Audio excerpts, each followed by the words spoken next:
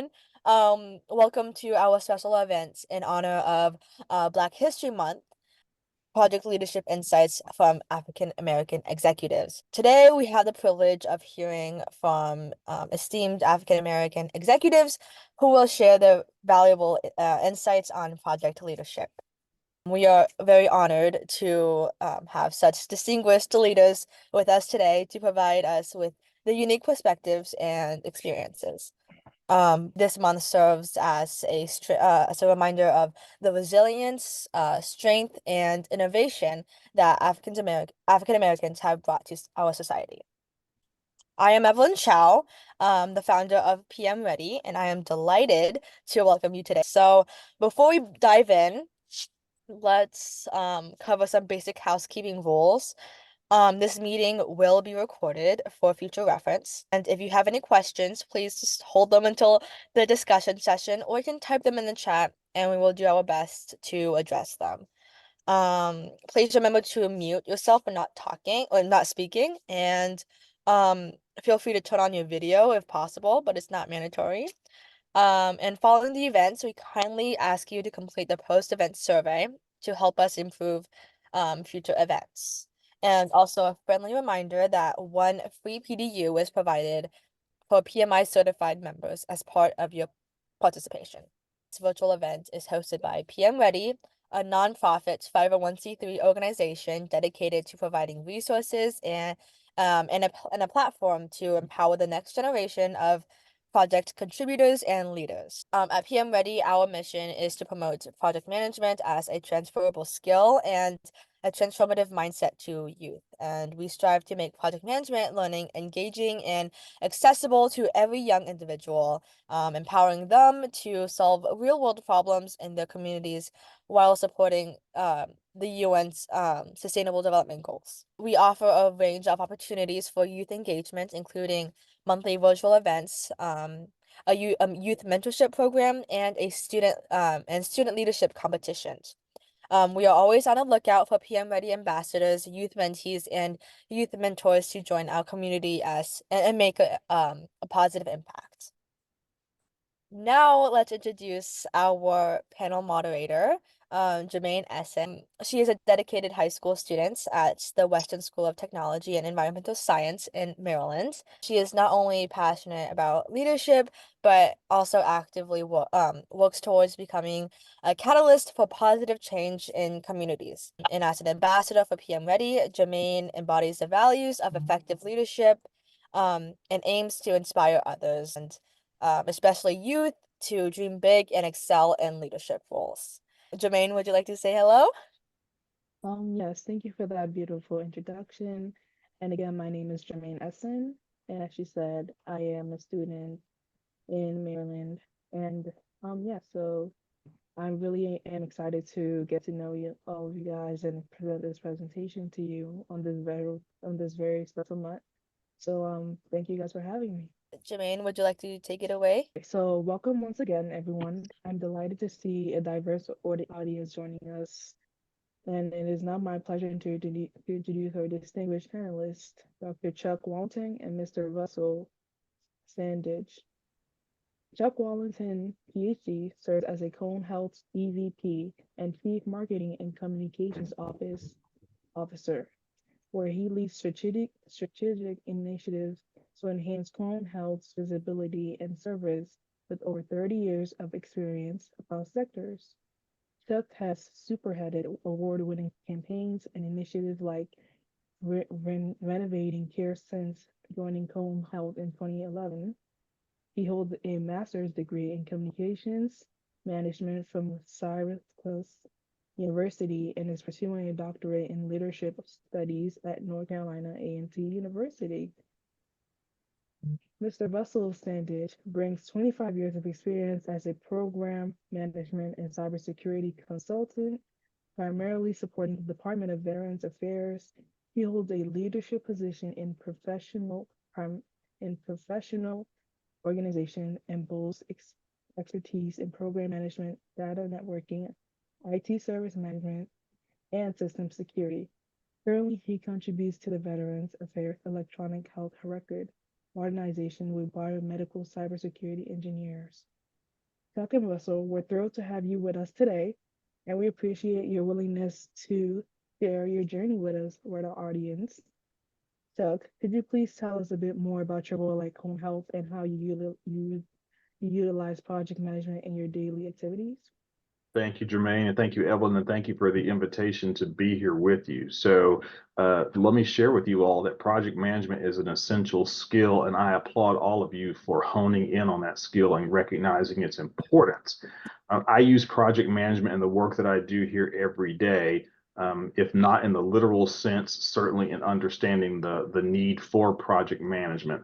There's very little that gets done in anybody's organization, regardless of the size of the organization, without a vision, a strategy, and then a plan to bring it to life. So the work that you all are doing now is a part of that plan to bring things to life that ultimately links back to a vision with goals for an organization. So that's part of what I get to do in my two roles at Cone Health. So in my role as an executive vice president, I am one of 10 members of the senior executive team, and we think about the long-term strategy for Cone Health. Cone Health is a healthcare system that serves 5 states in the middle of North Carolina. And part of what we have to do is to think about what are the strategies that we need to have in place now and in the future to make sure that we remain relevant, vibrant, and strong, and that we generate money, because to the extent that we generate money, we can reinvest that back into the buildings and the infrastructure and paying people and all that other good stuff. So project management is definitely involved in that piece of my role.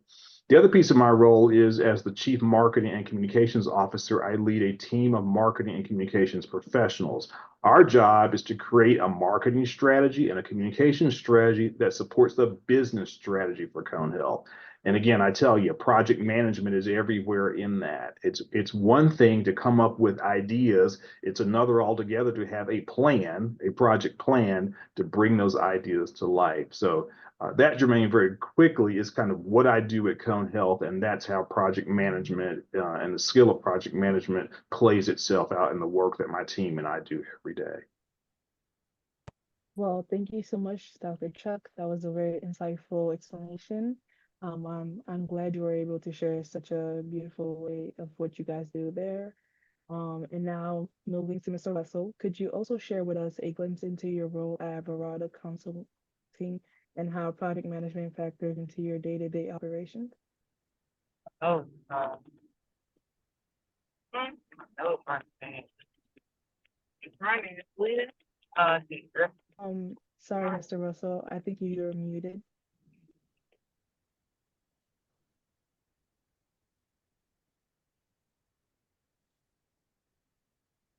Mr. Russell? I think you're muted. Okay, sorry about that.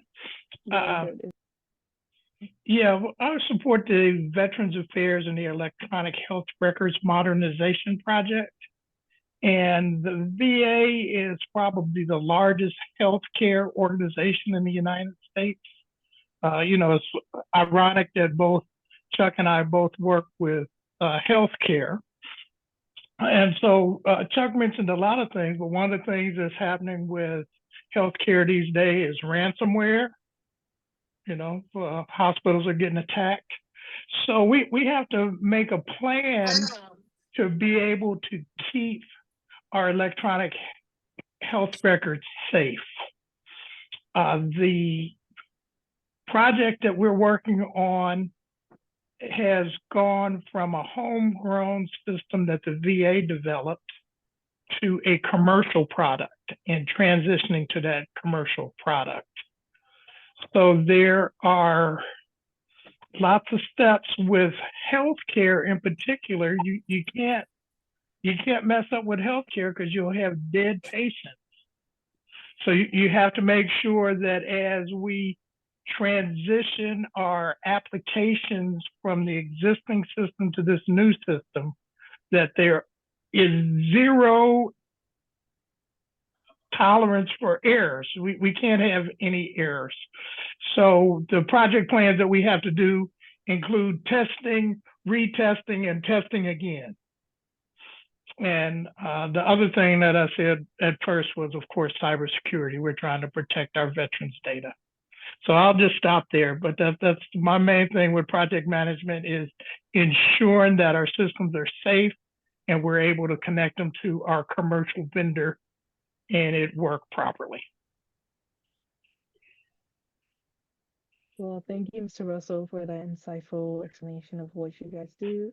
And honestly, I'm very interested in that too, as of Dr. Chuck, because I am also in the IT field. So it's very interesting to get to know more about what you guys do. And moving on, and now I would like to open the stage up for our listeners. It is our is your opinion time in the chat or on out loud. I would like to hear about each one of you guys' opinion on this. There are a few blank at the executive level of leadership. An example could be there are a few women, there are a few minorities, and such and such. So let me know what you guys think. And I think about 2 minutes would be good enough for this, or if we need more time, that's also good work. Hi, I'm Michelle Yes, hi. Mastella. I'm an Welcome. outpatient coder, actually. I'm actually coding right now, as I'm listening. And my question was, do you think the increase in the problem with the hacking and stuff into the health records is because more people are remote now? No, I don't think it has to do with being remote. I think it is greed, and I'm not sure how Chuck and his organization are dealing with it, but it's more the availability of data. Not only healthcare is being hacked, they hacked the gasoline pipeline. If y'all remember a couple of years ago, they had the Continental Pipeline. Gas was, $6-7 a gallon because the pipeline was hacked. So there are many different things that are susceptible to cybersecurity attacks, not just our health records. Chuck, what do you think?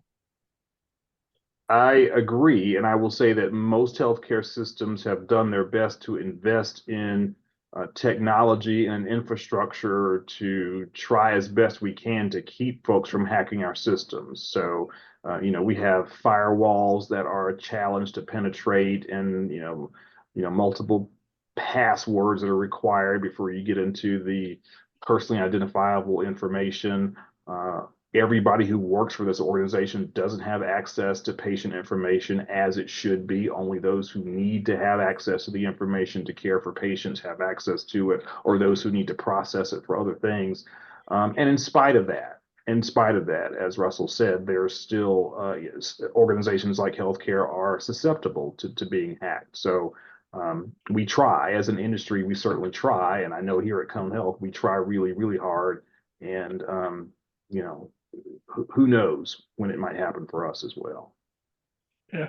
So one of the things that's happening is the accessibility of data. Everybody can get to Amazon and they can look at their account. So now they want to be able to look at their health records. So to be able to provide access to the health records for the veterans, that opens a door for bad actors to attempt to compromise the system. I'll stop there, Germaine. No, it's good. I like hearing the conversation and everything. All this is opening information for everyone.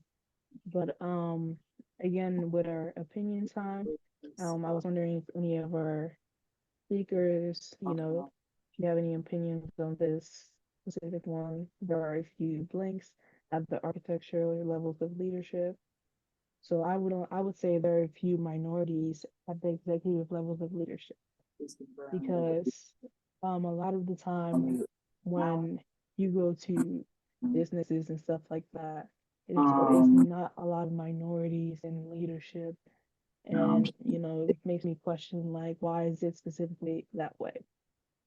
So, per knowledge.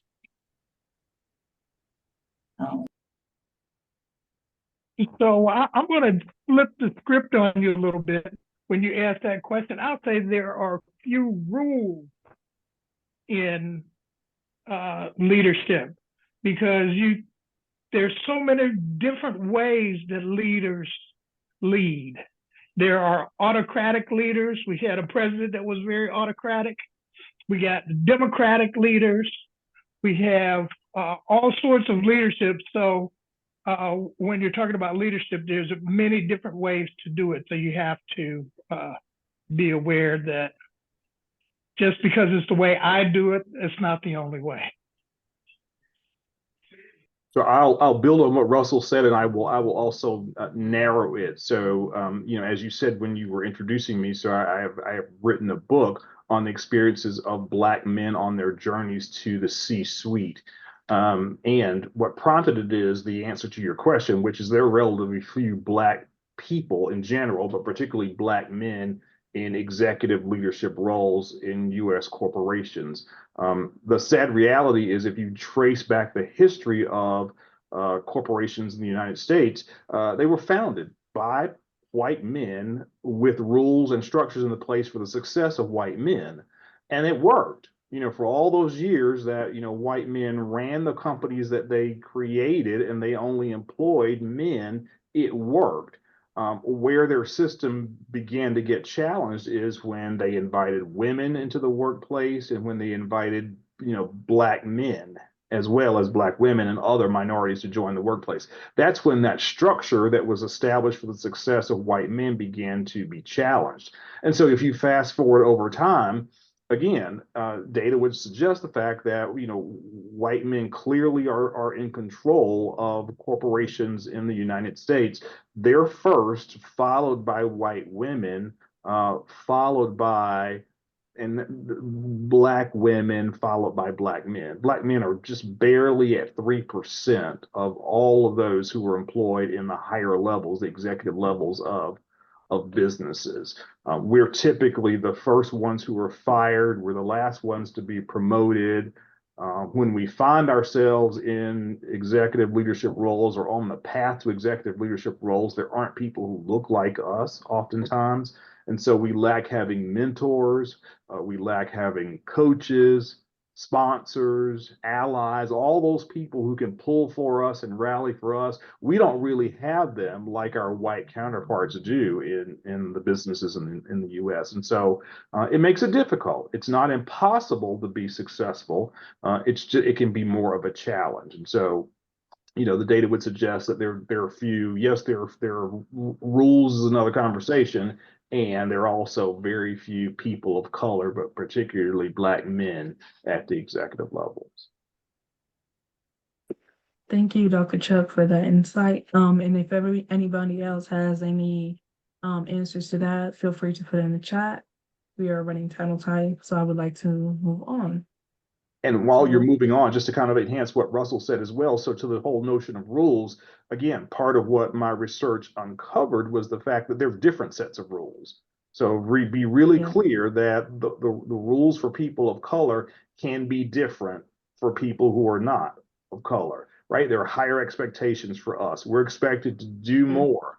To be recognized at half the pace, and so on and so on and so on. So when Russell speaks of rules, I do agree with him on that notion, and it's the whole notion and concept of the rules are different.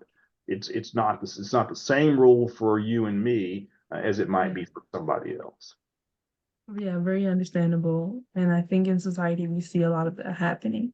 Mm-hmm. And again, to bring some other stuff back up, in order to get to know about our speakers, I want to ask from a student to a C-suite leader, like, what is your leadership journey?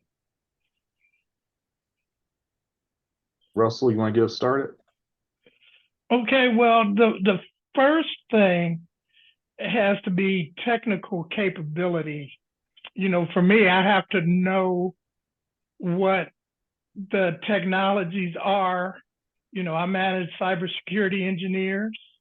And so if, he was mentioning firewalls and these other technologies they got, I have to at least understand it to be able to lead them. I'm not saying that I am a firewall engineer anymore. I have been in the past, but technical capability is probably going to be the thing that I've had to develop first. Then the second thing I'm going to say is, if there's students out here, I'm going to say, do not neglect your English classes. Because no matter what you do, you're going to have to tell somebody about it, or you're going to have to write a report about it. So it might be boring as heck, but you got to figure out English. That's a very important thing that it took me a long time to learn. When I went back for my bachelor, I had an associate degree, I got a bachelor's degree, I got an MBA, not up there with Dr. Wallington, but as I progressed along my journey, I figured out, oh, I need to go back and take more English courses. I need to be able to communicate better. And then the third thing I'll say is, a lot of times I didn't have the skills, experience to do what I wanted to do. So I got involved with some organizations where I was able to volunteer, where I was able to develop some skills through learning by doing. I'll stop there, Chuck. You can take it away. And you can keep talking because you're preaching now. I completely agree. So first thing is you have to master your day job. You absolutely have to master your day job. Whatever it is that you're hired to do in your very, very first job, do it, learn it, and master it with excellence. Whatever you've been asked to do may be boring as all get go. Whatever you've been asked to do may not make a difference to you at this moment in time, but I assure you, at some point in life and in your career, you'll reflect back on whatever that skill is, and you will be very, very thankful that you learned it early on and that you mastered it, because the tools that you learn accumulate over time. Think of it as the proverbial tool belt. So the tool that you learn now, you master it and you stick it over in your tool belt, and then you go on in life. And at some point, you're going to pull that skill out again. The good news is it's right there in your tool belt because you mastered it. So I could not agree more with that piece. The English language, oh my gosh. Oh my gosh. You have to. You have to. You gotta be able to, as Russell said, you gotta be able to speak it. You've got to be able to write it. You've got to be able to blend the two. You got to be able to take those words that you've written and convey them verbally through presentations and all this other kind of stuff. So master it. Master it now. Master subject verb agreement. Master having conversations, compelling conversations based on data and facts and your point of view that put you in a space of being comfortable communicating. I'm going to now speak for Russell. I don't know that we were born, we weren't, right? When you're born, you don't necessarily know the gifts that are in you, but you either figure them out over time as you allow them to be mined out, or you find yourself in a situation where it may not come naturally for you, but you've got to figure it out and master it in order to advance in your career. So I would say definitely those two things for sure.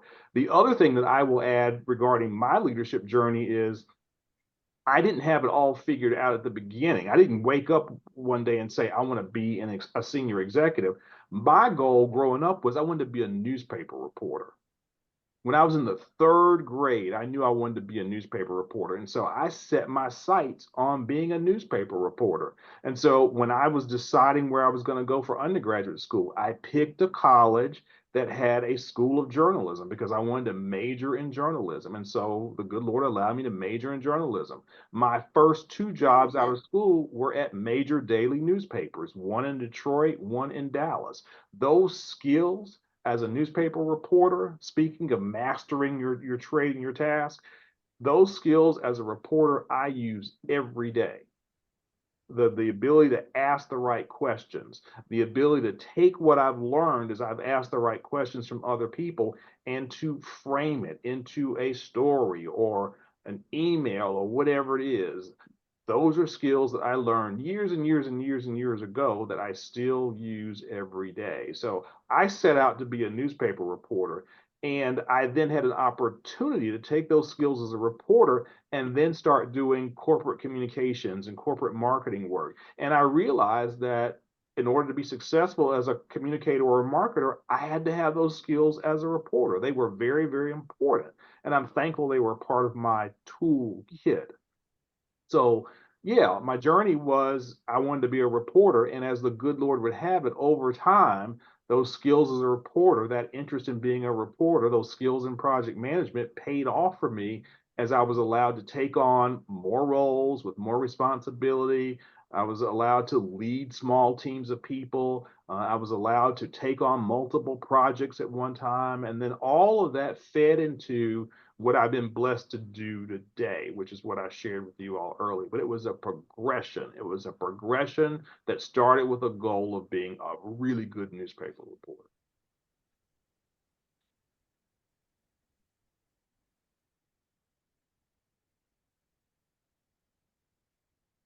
Oh, I don't know what happened to Germaine. Oh, there she is. Okay. Well, thank you for that beautiful presentation and explanation. That was really awesome and inspiring, and I agree with a lot of those points. And now, one thing I see in common with both of you, you're experiencing is the lifelong learning. And Dr. Wallington, you completed your PhD from North Carolina A&T State University 3 years ago at the age of 59. And Mr. Sandidge, you obtained 5 certifications since 2020. What motivates you to keep pursuing your education, and what motivates you to not only start educational pursuit, but also finish it? Because I know it can be challenging for a lot of us to put our minds to stuff and stick to it. So I think it's really important for you guys to just let us know a little bit of what your process was through these. Go for it, Russell.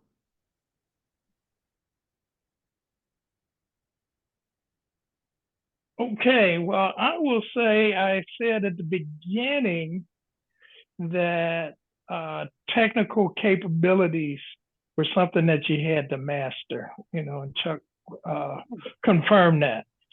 So in the world that I'm in, I'm a certified information system security professional.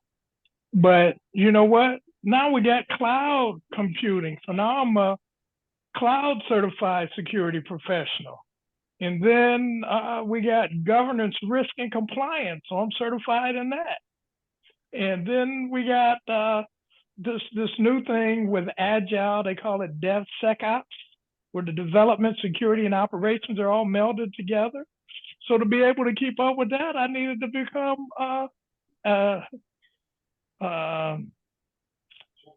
SAFE. I forget what the acronym stands for SAFE, Scaled Agile Framework.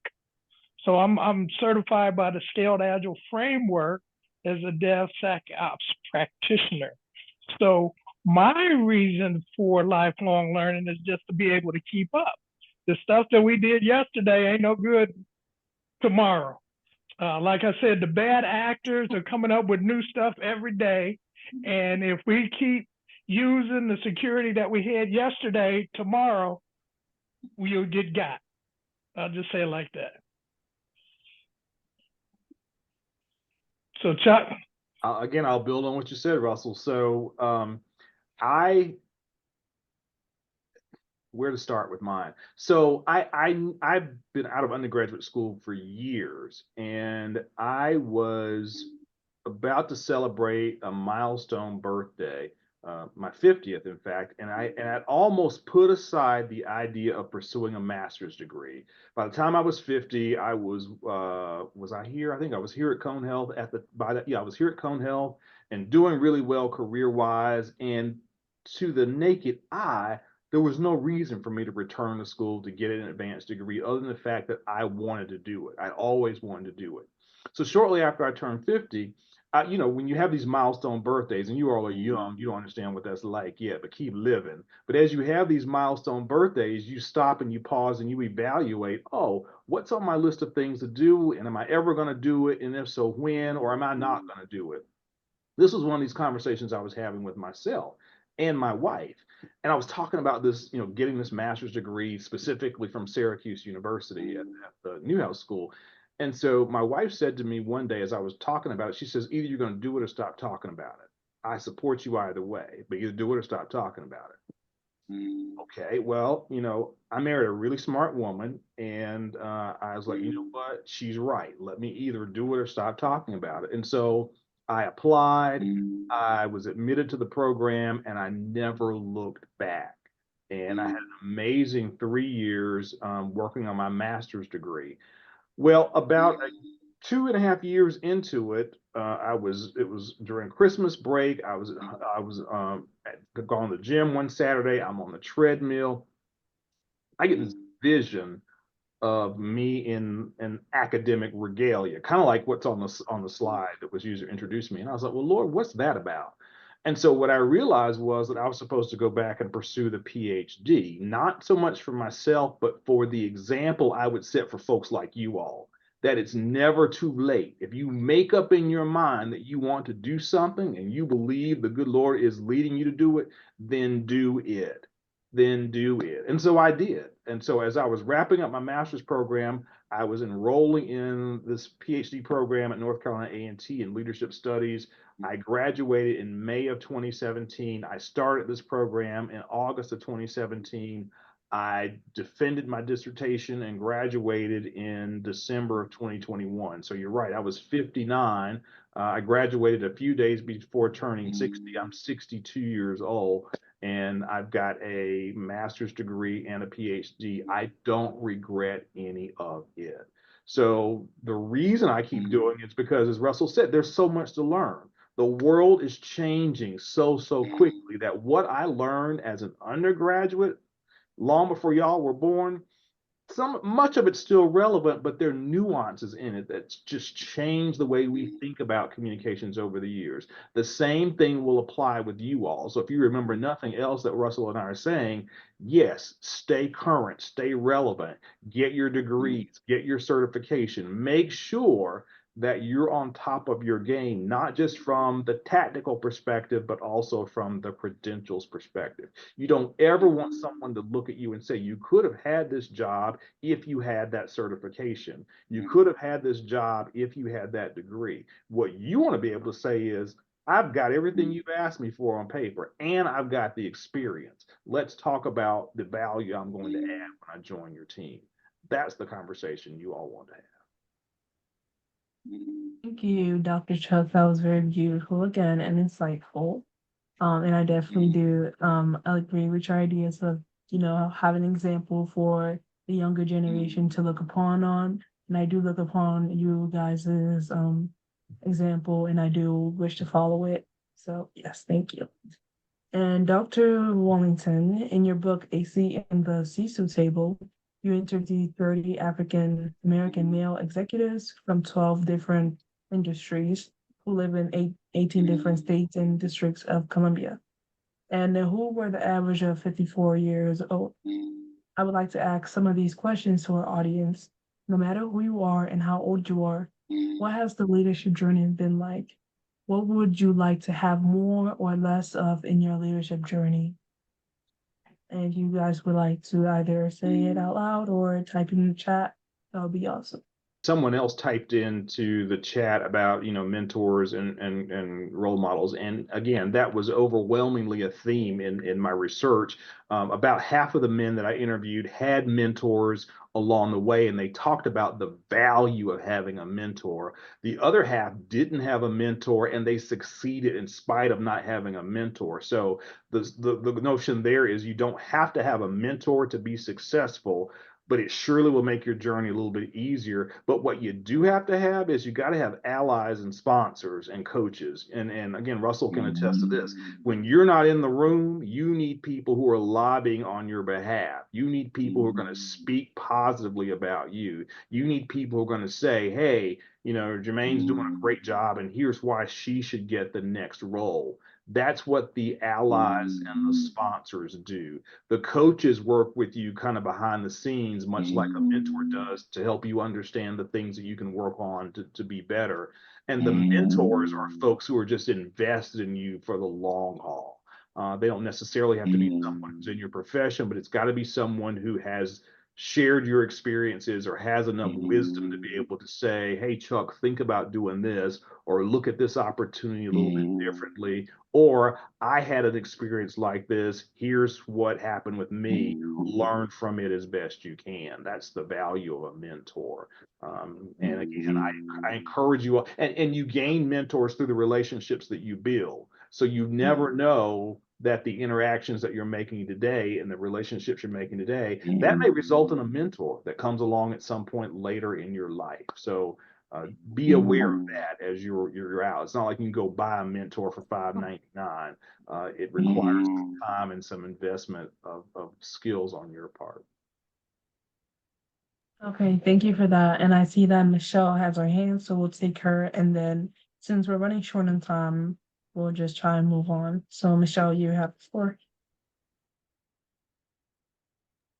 I was just in total agreement with what the young lady was saying a minute ago. To me, my generation, we are like, show me, you know. But I know some of the the younger generations, you know, they are totally against being micromanaged, and they just want to do it themselves and, you know, learn on their own because they're not used to that communication.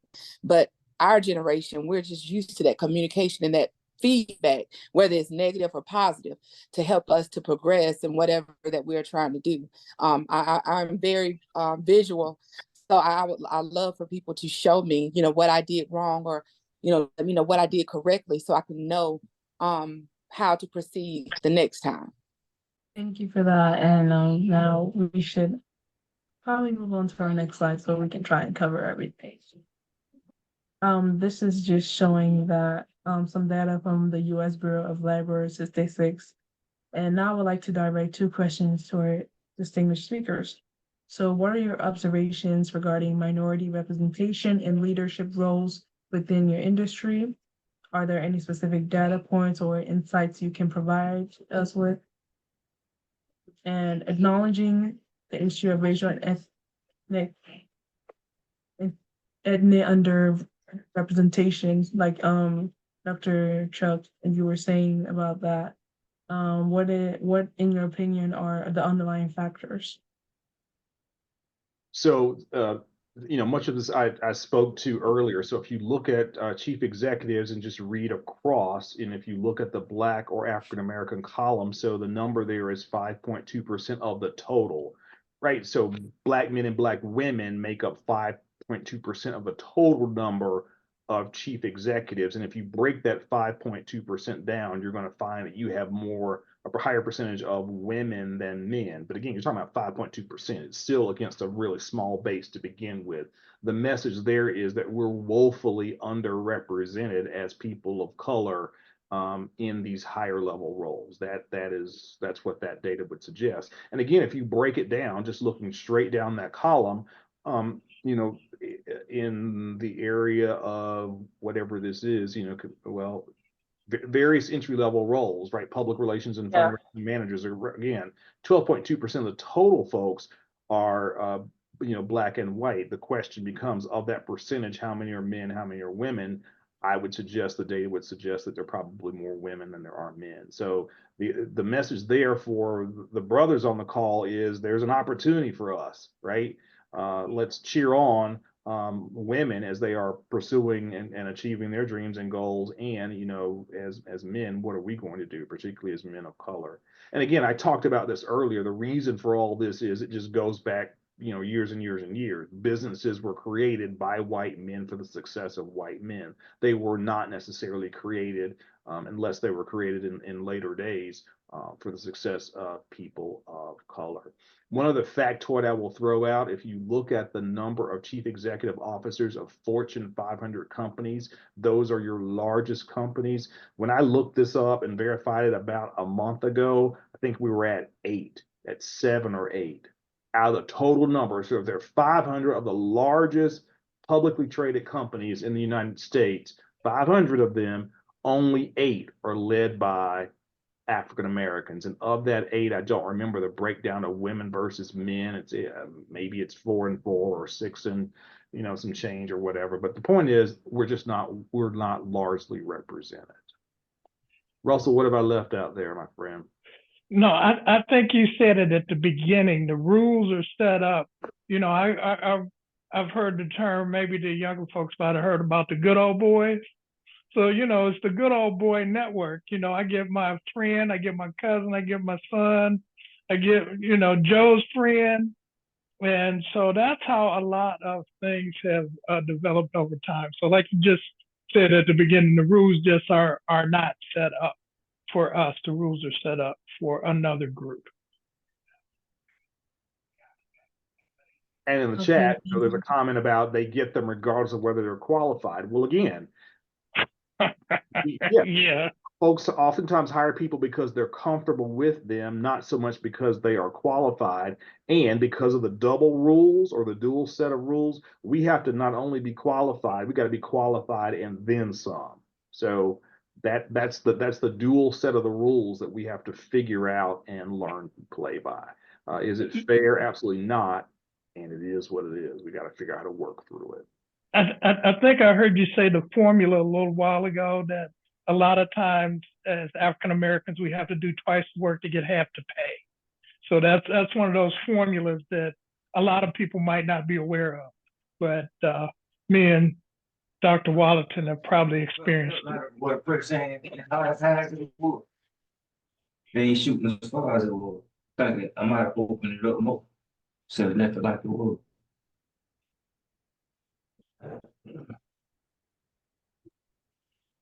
Yes, thank you for that insight, and I definitely agree with that. And another question that I do want to get past you guys before you guys leave is now I would like to invite you to question. I want you guys to choose a question to reflect on and share your personal story. So you can either choose what barriers, if any, impacted your leadership journeys, or if you had any barriers, how did you handle them? And please take the moment to consider which question resonates most with your own experience. Well, I have experienced, you know, I guess I'm just going to flat out just say racism, you know, that there are cultural barriers in our country. So not being part of the country club or living in the community where all of the folks are. So I've had to address that. So to address that, I really just took it head on. When I deal with the folks, I let them know that just because I'm not in the country club don't mean I don't know and I can't do. So I'll just leave it at that, Chuck. I know we're getting short on time. I agree. So I have experienced racism as well. And again, the 30 men that I interviewed talked about their experiences with racism. For me, one of my barriers was not really having a mentor. So I just told you I'm 62 years old. I've been working since I was 22, so a number of years.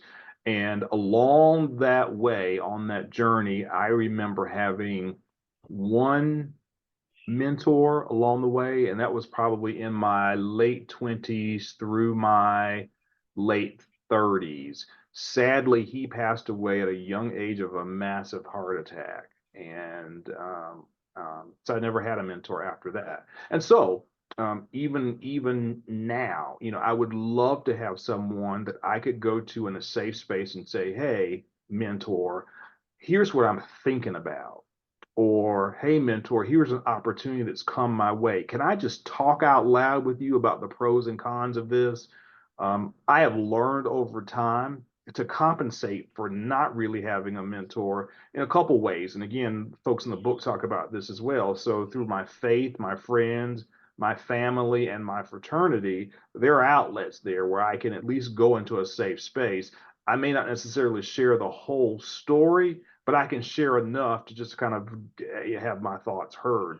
But I'd love to. I'd love to. I'd love to have that mentor. So that's a barrier that I've learned to deal with. And of course, my wife, the one who told me very candidly to do it or stop talking about it, but I support you anyway. So she certainly is there in support.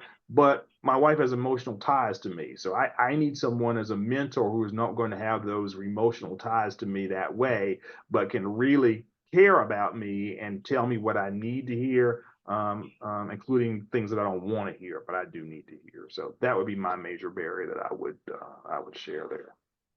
Yeah, so I think I know where Germaine is going with her next question about mentors. So I'll try to help move things along. That, you know, the mentors that I had weren't necessarily African American.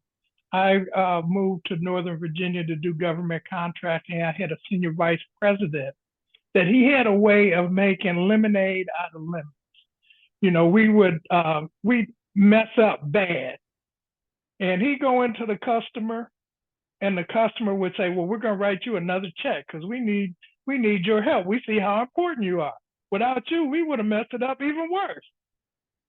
So he was very instrumental in my journey as a government contractor, because he was able to, you know, everything don't go right. You know, Dwight Eisenhower, former president, said every plan is good until the first shot is fired.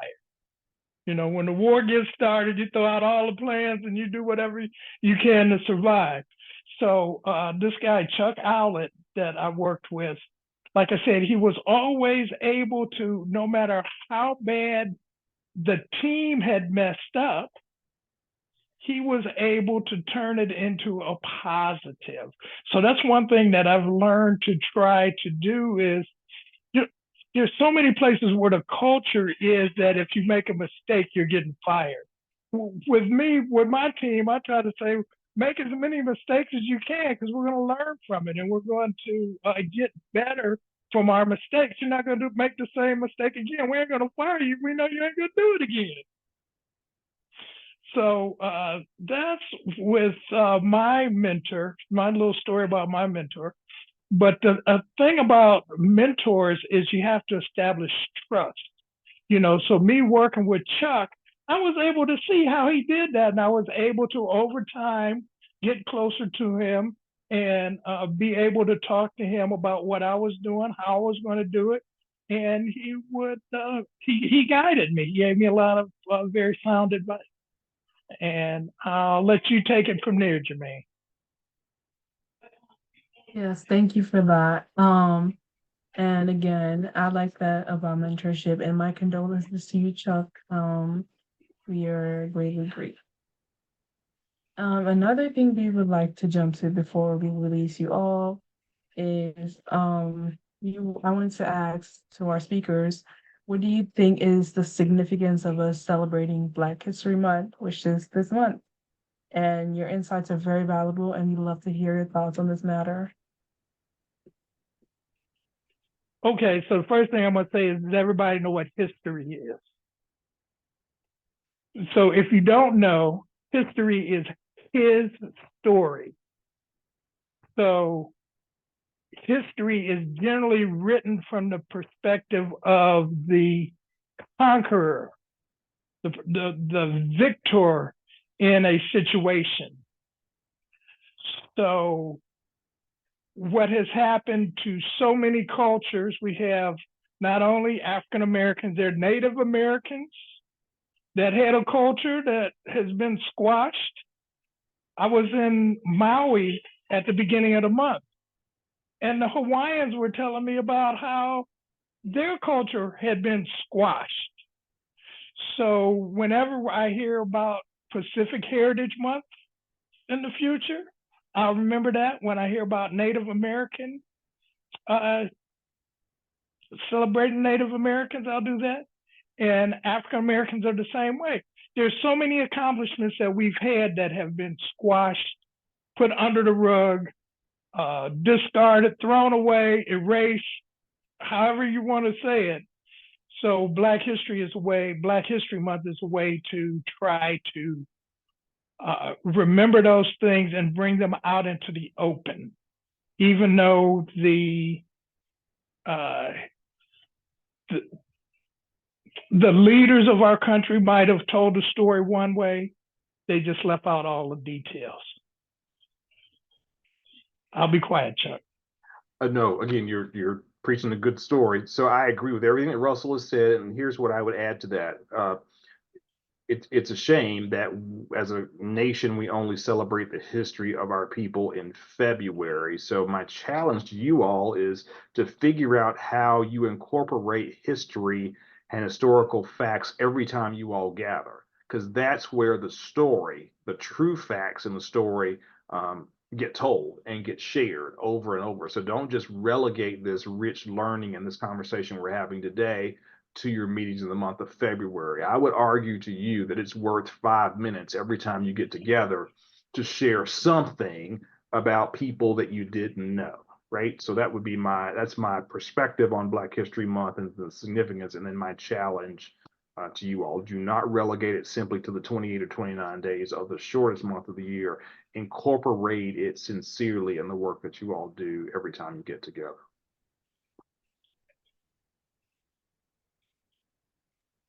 Thank you guys. Thank you, Chuck, and thank you, Mr. Russell. That was very beautiful, and I definitely agree. I think that a lot of us, limit Black History Month to only, this month. But it's something that we should take along the whole year, along the whole life, because this is history. History doesn't only just stop in, a month. So I definitely agree with a lot of what you guys said.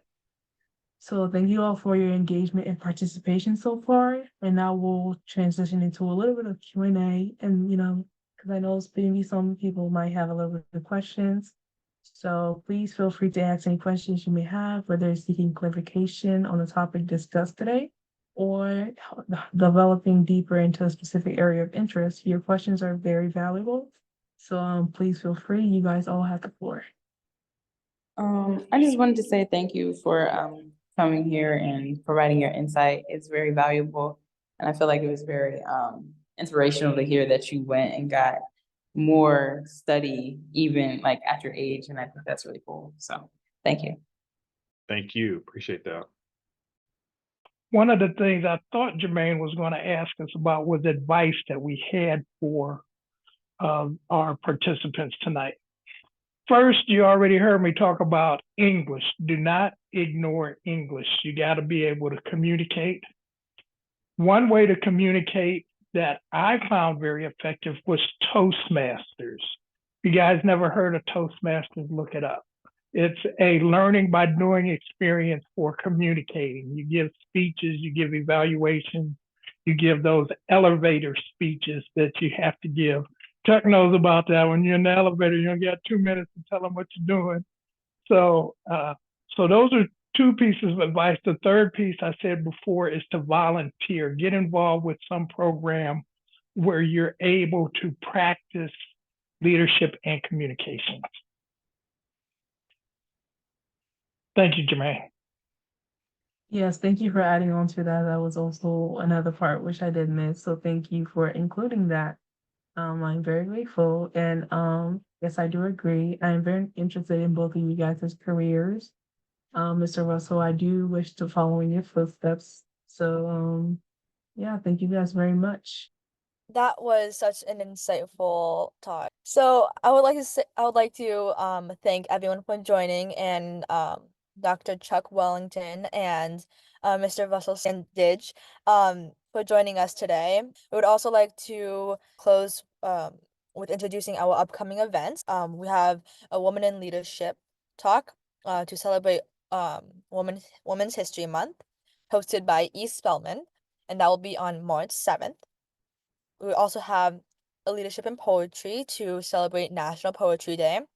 Our date is going to be sometime in April. Stay tuned for that.